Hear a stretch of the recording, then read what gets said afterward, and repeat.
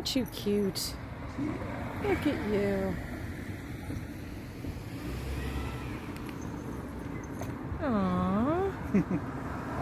Super adorable. Oh my goodness. Aww.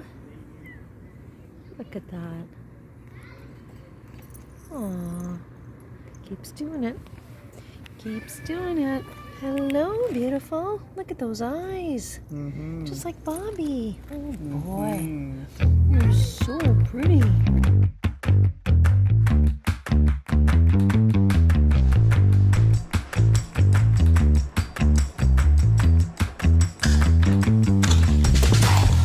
In this week's episode, we're going to talk about one of Bobby's favorite things, food. Because of his early days living behind a bakery, Bob developed a taste for pastry and bread, and he'll steal it if he can. In this week's episode, John will tell us how to feed our cats to keep them healthy and happy.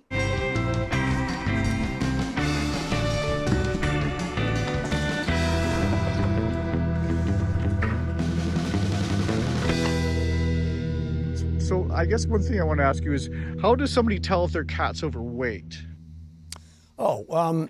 Well, they tend to have like an hourglass figure.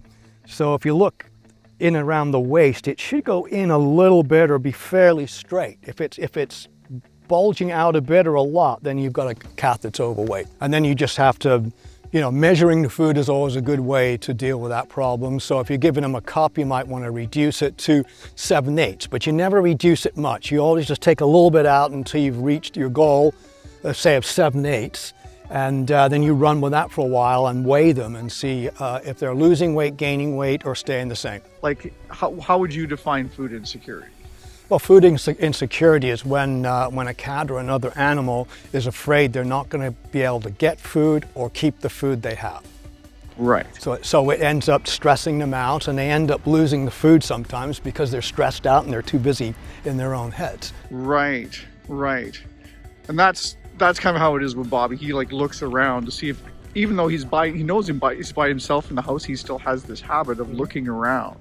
Well, that's natural. A lot of cats will do that. It's innate to look around for predators. Remember, cats are prey and predators. So they're looking around to see if a bigger cat's going to come and get them while they're eating, because when you're eating, your attention is on the food. So you got to give a quick look around just to make sure the coast is clear. And then when cats are domesticated, sometimes that will transfer and they will look around. It's not a bad thing, it's just that's what they're programmed to do. But if they're still looking around, that's fine. Because once they've looked around, then they're going to feel more secure.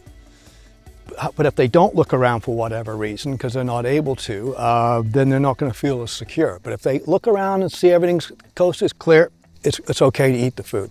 Can you recommend any strategies for people like myself as far as feeding or times or quantities? Well, just the key thing is to be consistent. Feed at the same time and have a good play before you feed them too, because that gets them all raucous out and they're ready to eat after that. So they're going to be a little bit more determined to get the food.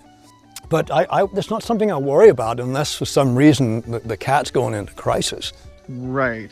Yeah, because I know that cat feels that he eats too fast.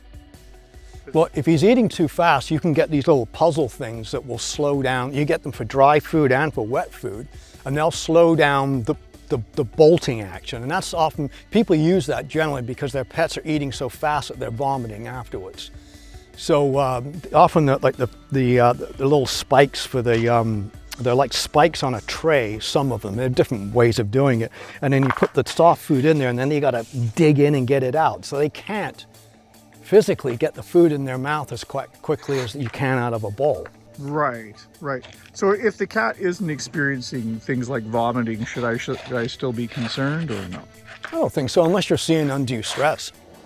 Always look for undue stress. The looking around it is considered stress, but it's not a bad stress. Can you give me some examples of what undue stress might look like in a cat? It's where they're constantly looking like this and they're hardly going to the bowl.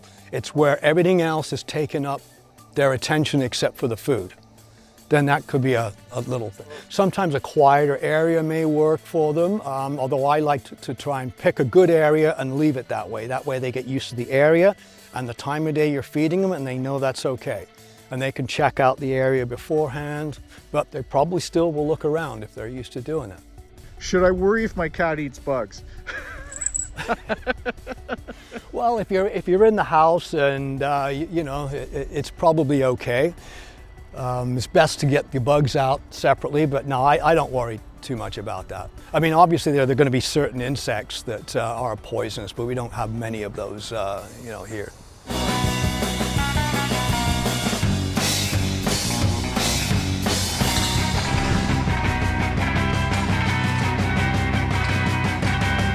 In next week's episode, John will explain trust and how to make it work between people and felines. Like, share, subscribe, and hit that bell. Don't miss an episode of BobCat's Playground. Help us change the world, one cat at a time. He knows there's a tree up there.